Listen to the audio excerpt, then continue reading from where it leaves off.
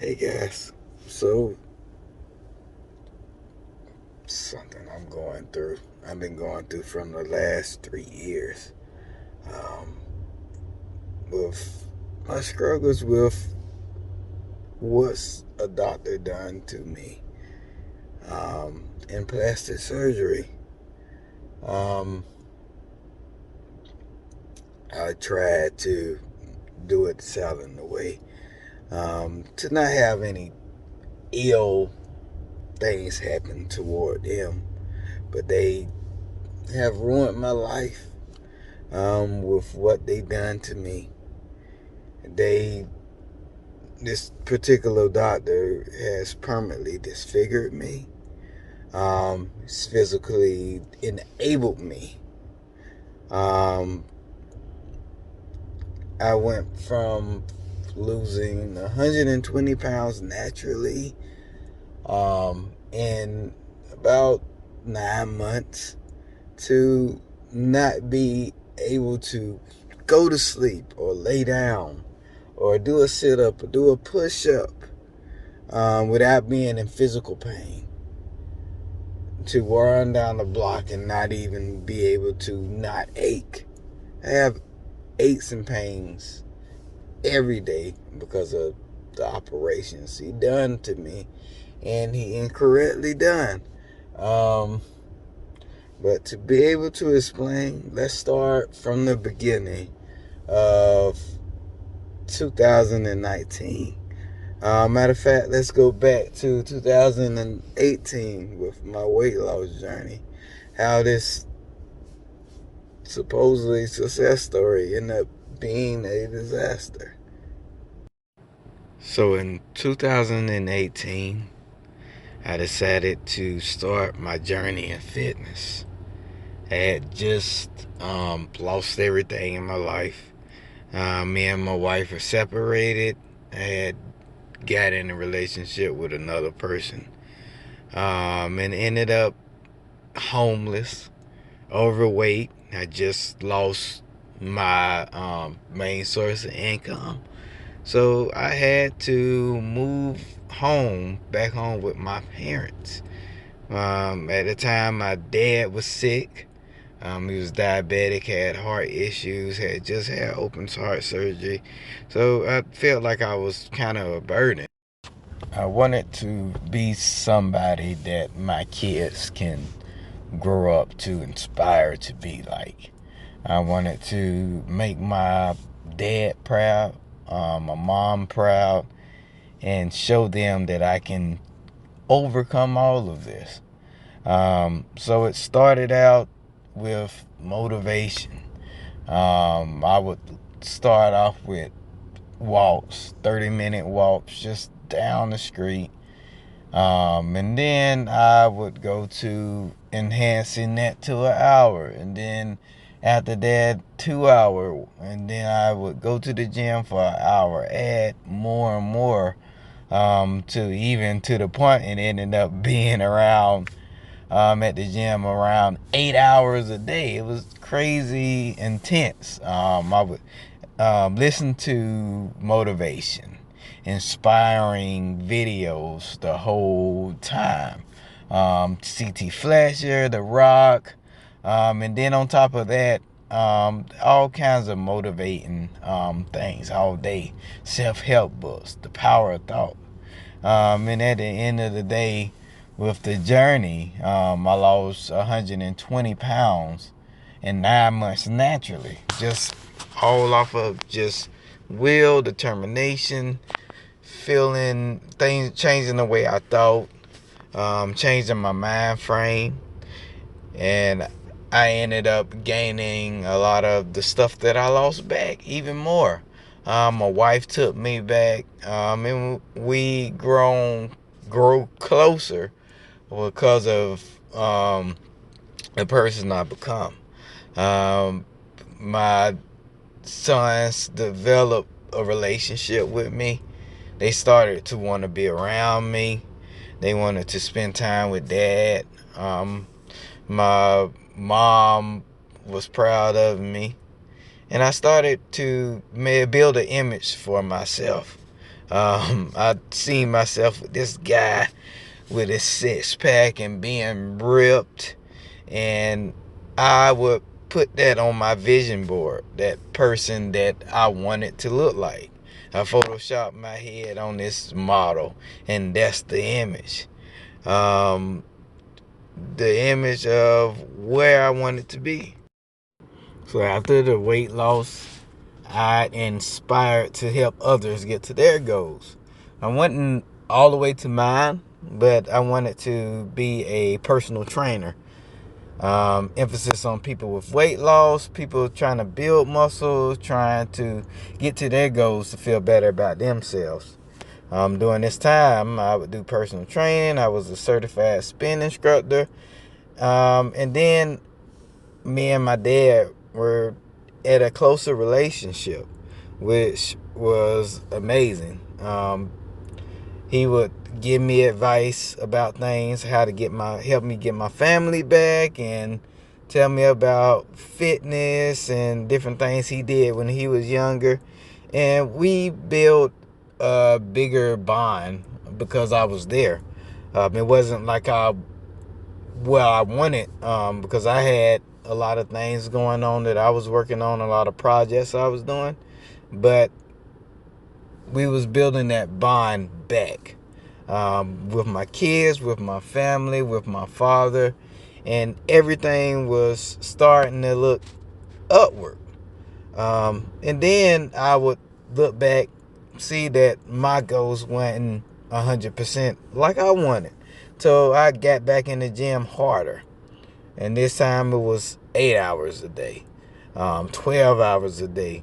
I still had that loose skin, but I was working till I got to about 159 pounds.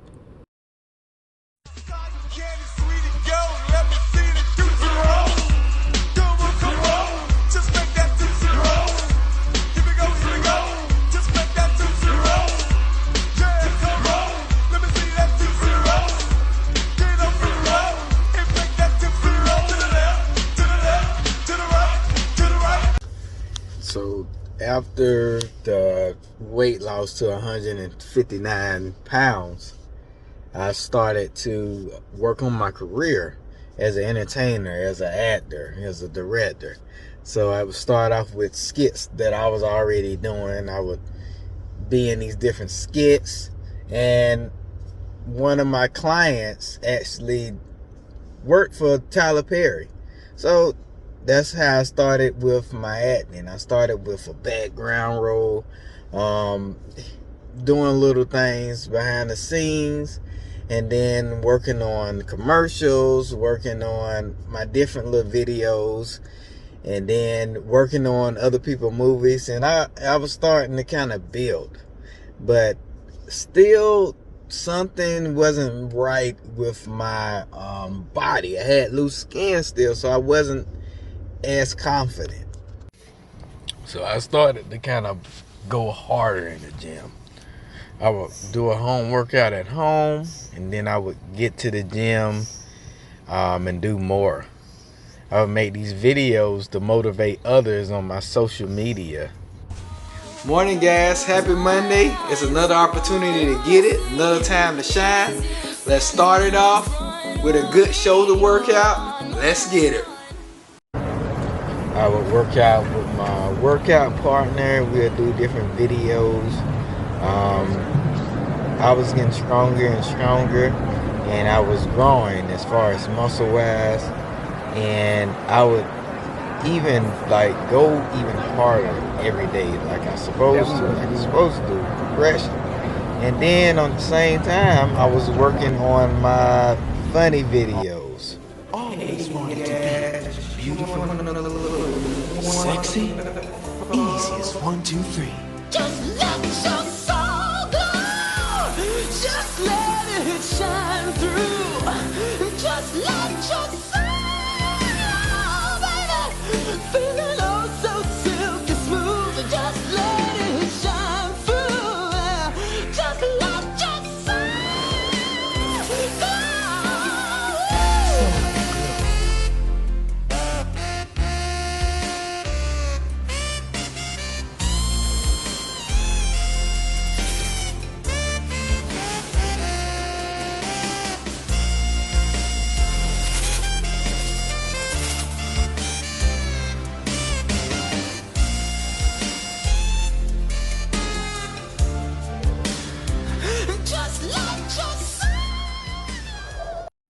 I was doing more and more auditions. I was landing different little gigs. People liked it, what I had to say. I was feeling myself confidently as an actor, even more than I was before. At the same time, I was doing like funny skits and different things to try to pitch to like networks like Comedy Central and MTV. And I was getting a lot of positive feedback, even though my stuff was ranchy. But my career was starting to head in the right direction, like I wanted. Hi, my name is John Fisher. What's your name? And what do you do for a living? Oh, I suck a little dick, smoke a little crack. Well, I'm a librarian and I like to have fun, and I also have my master's degree in business. About the banks, I thought you finna give me some money. We gonna go and I was gonna suck your damn dick. That's ridiculous. It'd be ridiculous if you don't get none of this pussy. Well, how about we go eat instead? You look like you can eat a few meals. I mean, you're skinny as fuck. I mean, let's go get something to eat. I don't wanna fucking eat. I wanna smoke and fuck you. What is it? Do you not eat? I mean, what's going on? You don't want no dinner? I mean, let's go get something to eat. I eat food, but I don't wanna eat no food tonight. I wanna eat your motherfucking ass for the night, okay? What? Eat my ass? I don't want to do that. Is you gay or something? You don't like pussy or something? What? What do you want to do? Let's find something you want to do, because my ideas to you are stupid. Fuck. How much you want to pay me for it? About $10. Okay, well how about for me and the bitch right here too? About 15. I am not a trick. I'm out of this bitch. Shit.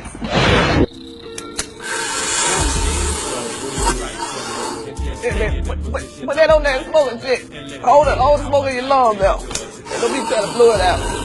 Hit this shit. Yeah, damn. Don't throw up, nigga. Hit the guy.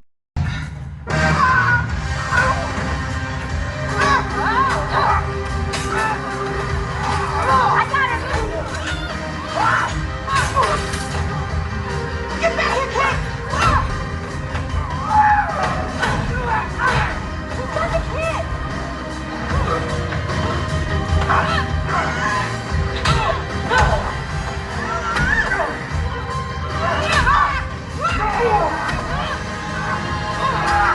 Get down!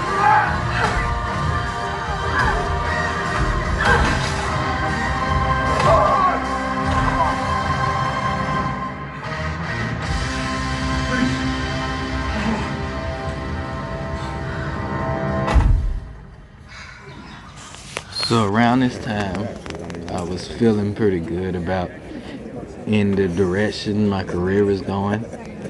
I was in 2 feature films, one still not released, and the other one I just had that small role. And then I was working on an independent film that I direct and acted on, and I wrote myself. I mean, I got the attention from a lot of the networks that were interested. Then I got a call to do an audition for the film One Night in Miami to play Jim Brown, and they wanted me to cut. So at that point, I know I needed to look at other options as far as surgery to get rid of that loose skin, because I had tried it already for about 5 or 6 months naturally. At this time, my family was together pretty good. We was doing pretty well. I was building my clientele, and I was just ready to promote my film with Amazon. I had that loose skin that is nothing I could do, and then that's when stuff went downhill after my first operation. I trusted in this doctor based on his reviews, and I thought he was a pretty good guy. But my first operation it went terrible. He didn't remove all the skin. I was in intense pain for no reason. He didn't change much. And then on top of that, I had a constant stomach pulling. Stomach pulling if I use the bathroom, stomach pulling if I try to do anything. And he made it seem like it was all normal and I'll go away in 6 months and all this other stuff. It led me in a big depression. About 75 to 80% of the stuff that I was doing before, I couldn't do anymore. I couldn't do the exercise. And I couldn't do the workouts. I was depressed. And on top of that, I had still the same problem, but with scarring now. He left me disfigured, heavy scarring. He didn't do the incision properly on the side. Each side was a couple of inches above my hip, cricket, and it was supposed to be a hidden incision, but you see how high in the pictures it was. All this loose skin that was left from the first operation. The back, sloppily cut. He didn't really do anything. Only thing now, to add to what I was going through, is the intense pain all the time, especially around that waist area. I couldn't do much, and even now to this day I still can't do much. And all he did was just basically butchered me. You see there is right on my waist, and look at how the incision is. Look at all that loose skin that he left. So what ended up happening, had to wait during the time it's supposed to be 6 months of my next operation, right before the pandemic happened. It seemed like my career was sinking in a hole, because I was depressed. I was gaining weight. I couldn't work out like I was before because I was in intense pain all the time. I would wear compression, and that would numb some of it, but when it comes to bathroom, twisting, any kind of sit-ups, I couldn't do. I couldn't be at sets for a long time. And then what worse, a little after, before the pandemic, my father passed. So that sent me in a deeper depression on top of the weight gain. I promised my dad I was going to publish a book and work on my films. So that's what I focused my time on. I release it. I made my first book, and then after that I published around 8 or 9 books. Back to back, would work hard on my books. I tried to do the workouts as much as I can without the pain, but it was impossible to do anything other than work on books and work out as much as I can without being in pain. And I could maybe do 30 minutes, and the whole time was agonizing. Around this time doing the books, it was the pandemic, so it was the perfect time. And I would work on that. And I set a second appointment to try to fix. He was supposed to do revisions on what he done. And I was hopeful again. I did what I can in the gym. Tried to do my advance, but even with doing some kind of workout, I'm usually in severe pain. So when the gym started opening back up and they set the appointment for the next operation, I was hopeful. When we had the initial visit, I was thinking he was gonna do both parts, especially that bottom part because of the pain, but he decided that he wanted to just do the top part.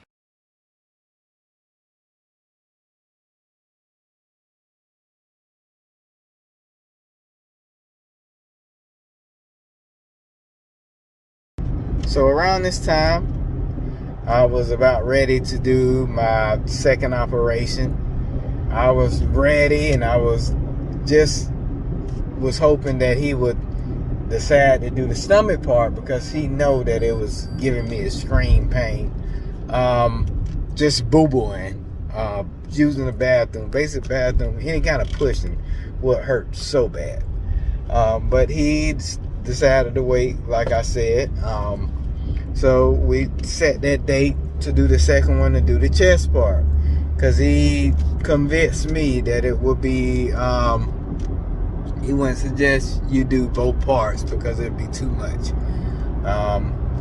The second operation, he did, sealing same, didn't take all the skin, didn't remove all the skin, and he didn't touch the stomach like he already told me. But I had some complications as far as swelling, had to get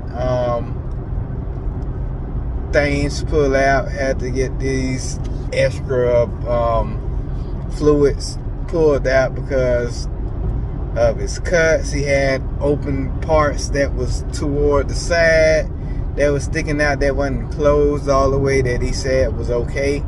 Oh, and mind me, on that first operation, it was a part toward the side front. It's one of the parts that's one of the biggest parts of the scar that he left completely open. And he said the same thing he will be saying that third operation, once we get into that, that it was okay, put ointment on it. So what ended up happening, he did that second operation. He took just a little bit more of the skin, but still not all. And at this point, I'm devastated. I'm still having the pain in the stomach. My efforts of weight loss is getting reversed. Any kind of modeling thing that I wanted to do, or anything, is going out the window. Advanced workouts, that's going out the window. Everything I pretty much did to lose the weight, I couldn't do anymore because of the pain. So I did 100% what I could, and I was very verbal with letting them know that, okay, I'm not happy with this. And each time, mind you this, the first operation was $8,000 and something. The second operation, he charged me, talking about it's a revision fee, he charged me another $1,700 and said it's for anesthesia. Oh, well, it'll be free for you. It's not free. $1,700 is not money to just give away for something that's not done right.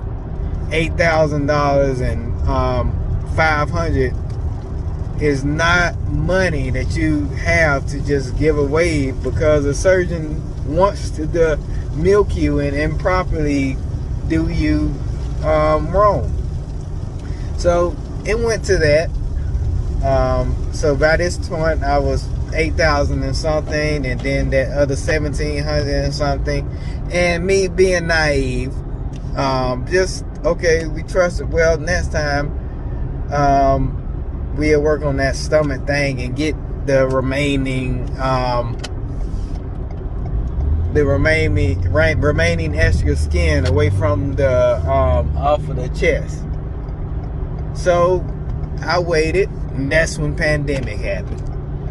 So long story short, it ended up me being just more pain in my chest, pain in my stomach that never went away from that first operation, that he said it'd be gone away in however long, in 6 months. By this time it's about almost 2 years, and I mean the next year after, and then it just was a constant reverse of all the hard work. Every time I tried to work out hard, pain. Every time when I lay to sleep every night, I feel intense pain. I push too hard while I'm making a bowel movement, boo-boo, intense pain. I twist too hard. I work my abs, intense pain. So anyway, this was the last time, and by this point, I'm desperate. I'm desperate for him to fix the issue. And by this time, I gave him this is the third time, and I'm not a person that try to think negative for people or not giving people the opportunity, but this time was it. He guaranteed, oh, well, this will be right. We're going to make sure everything is taken care of. We're going to do something about that pulling. And the thing was, what was funny about this part, what was real funny about it, this operation was even worse. He didn't put drainage in me. He didn't sew me completely. He left one side completely open, and it ended up getting infected. I would literally bleed out on my bed every day, and I would send him messages. One side of my chest would get filled up where it was agonizing pain. On the other side, it was the side on the left side where he didn't put drainage in either, but it didn't fill up like the right side, and it ended up getting this hardened blood. So now our hardened blood don't go nowhere, so it just sits there and just causes pain. He didn't put the drainage in right. I had to keep going. That first and second week, I had to go back 3 or 4 times because he tried to do the lazy way first, which was take out the fluids and hope it didn't fill up with this long needle. And then he finally put the drainage in, and instead of it draining the blood will leak out, and then the tube would just stab the side of my skin. It would stab the side of my skin, and I begged him, okay, can you get this out? It's not draining. This is no blood is coming in and drain. It's coming everywhere. He wouldn't give me no more pads. He didn't give me ointment. He didn't give me anything. Even that second week, when that side he left open got infected, what he said to kind of defend is him not doing what he's supposed to. Oh, what did you do? Really, sir? You know I couldn't do anything. I even had you write me a doctor's note to extend my time off because I was in so much pain. I begged Dr. Wallace to fix it and get it right because the pain that it was causing, and he refused to do it. And then he got really rude. It's not about him being rude. I don't care. I'd rather somebody be rude and do their job. But he was just like, oh, well, just have to deal with it. It is what it is. Like, I would hear him talk to the nurses in between, like, sitting in a room and waiting, and the things that he would say. Oh, well, he just have to deal with it.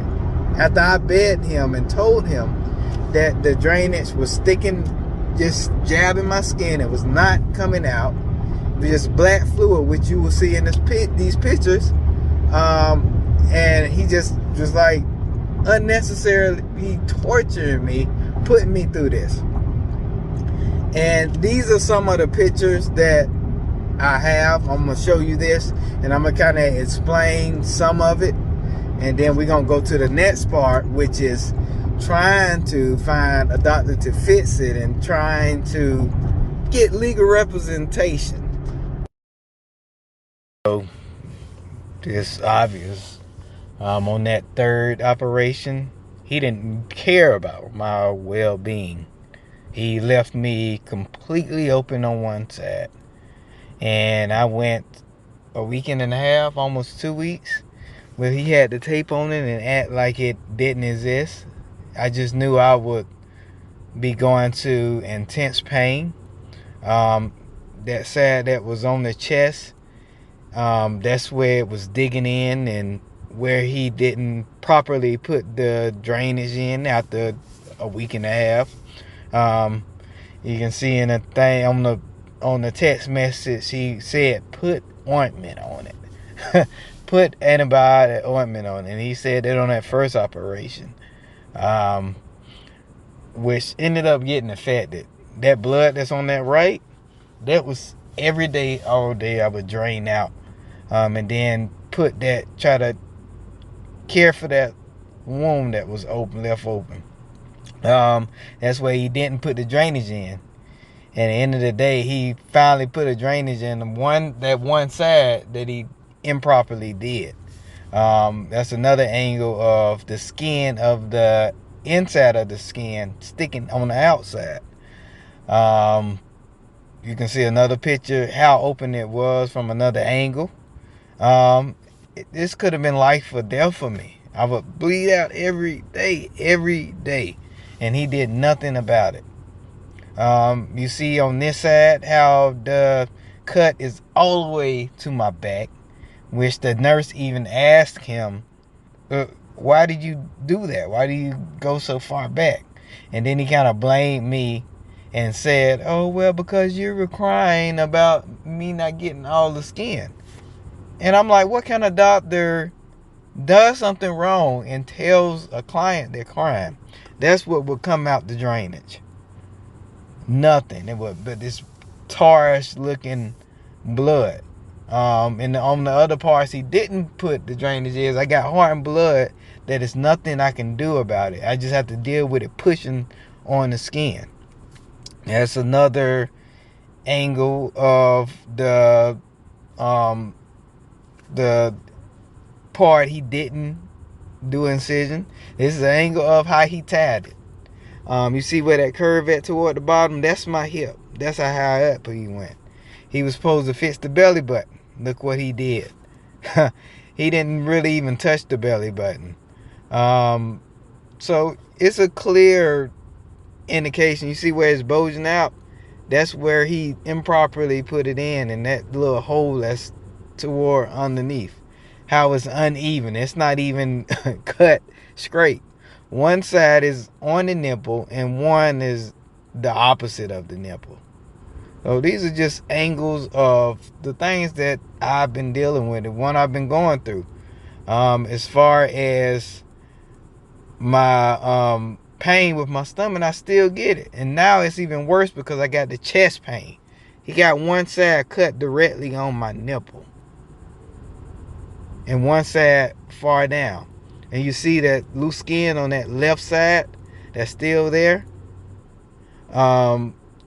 It's just what I've been going through. That's the part on the bottom under the new incision that kept pussing up.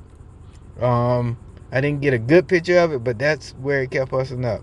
That's another picture after it healed, and another picture after it healed.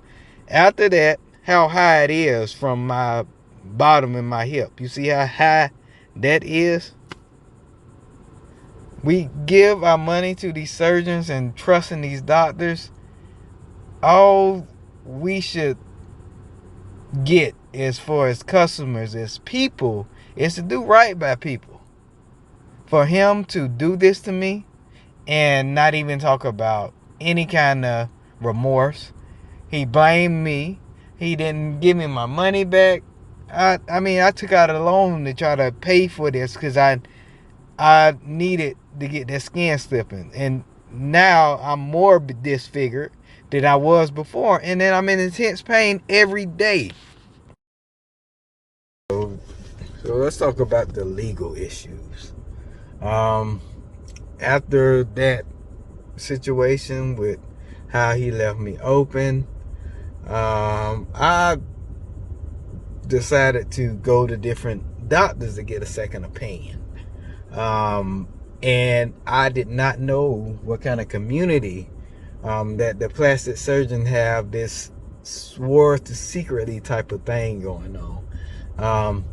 Most of the doctors I talked to, after I sent in them pictures, oh, you have to go back to Dr. Wallace and let him do it. And they would not even see me. As far as getting my paper signed, appointments that I actually had to pay for to get recommendations of what can happen, they would tell me all this stuff that Dr. Wallace did wrong. And when I tried to get them to write it down for me, all of them refused. Say, oh, well, we can't do that. We're not going to write that down. We're not going to tell you what's wrong. We'll tell you, but we won't write it down. So it's a few that told me all the things, and some even gave me great detail about what he done wrong. But writing it down, and as far as me trying to recover my funds, at least to get part of it fixed, they would not write it down. So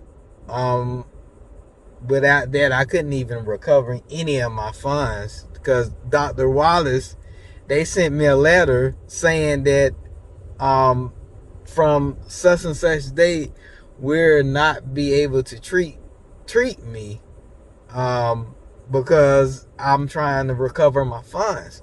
Something he didn't do. And then it was the legal actions.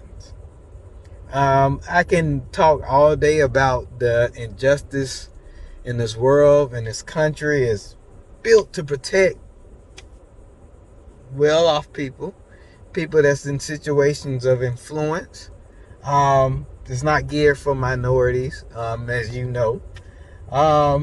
And it's about everybody's having ratings. Ratings this, ratings that. All the law firms here, I called over 36 law firms. And all of them would be very apologetic. All of them would be very, oh, I'm sorry you're going through that. That's so wrong. You could have died. All this stuff. But guess what? At the end of the day, to know what they told me, that's too hard a case to prove. You would have to have a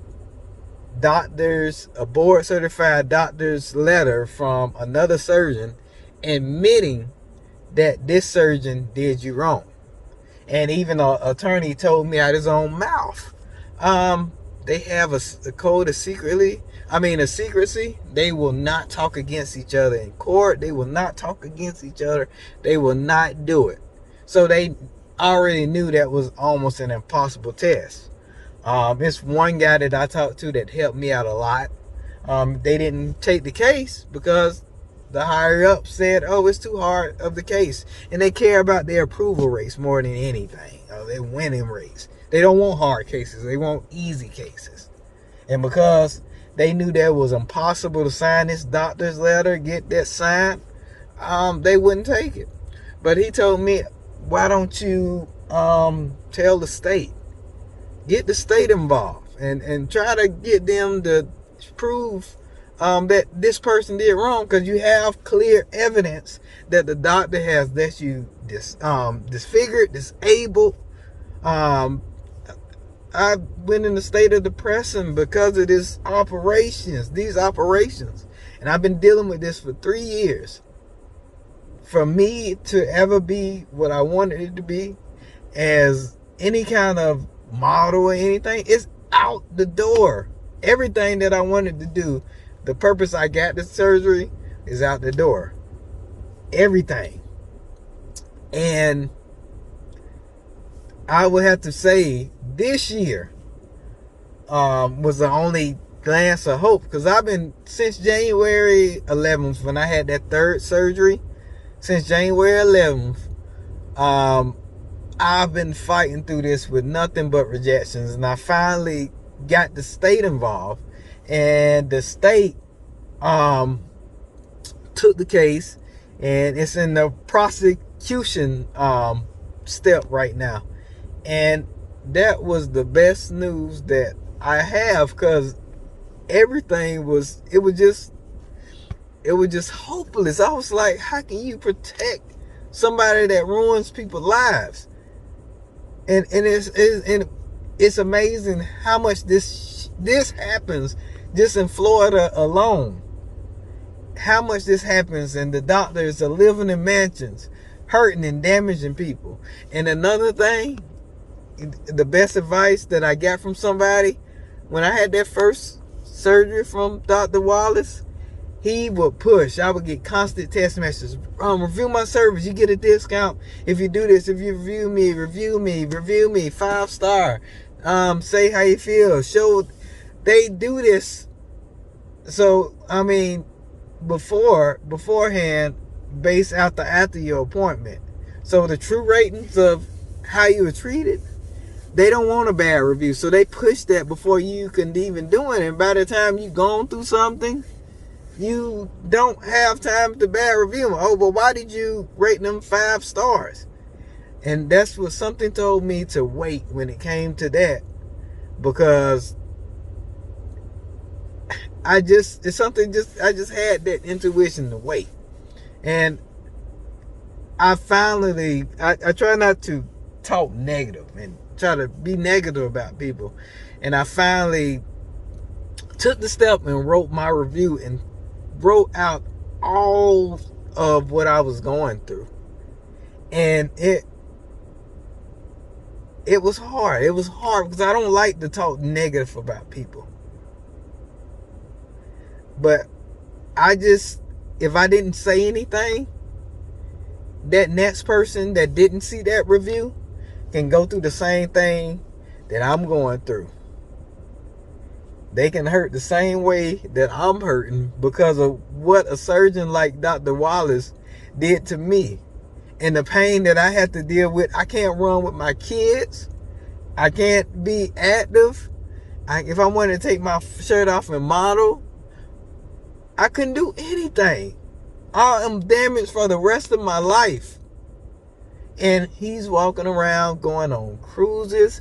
He's walking around doing $100,000 worth of surgery every week, permanently messing up people. And I just really want to encourage other people to speak out. Speak out. Report him. You got 2 years to report this to the board. Report people like him that get away with disfiguring, making people disfigured, making people disabled, and they run around and they don't want to give you money back, and it's no accountability for anything. 3 years of this I've been going through, and it's no apologies. It's no money back. If anything, they got an attorney and told them he didn't do anything wrong. What do you mean? Really? So I'm gonna get off of this, and I have trust. I know the legal world is not for us, but I have hope for the state to do the right thing and to get him to pay for what he's done and what he's probably done to countless others and surgeons like him. I have money I have to pay back to get disfigured. I'm in constant pain because of what Dr. William Wallace of a Fleming plastic surgery did to me. Please speak up if you guys going through this, because it can save a world of hurt from anybody. I'm gonna put my run through of written what I went through, and I'm gonna put his information, what his name is and his name, so you guys can stay away from him and surgeons like them. These surgeons need to be held accountable. So let's do something. Let's get the state, let's get whoever we can, and we need to speak out, because people shouldn't get away with this. If you did this to somebody off of the streets and stabbed somebody like this and disfigured them, you would be in prison for attempted murder. So think about it, guys. Let's do the right thing.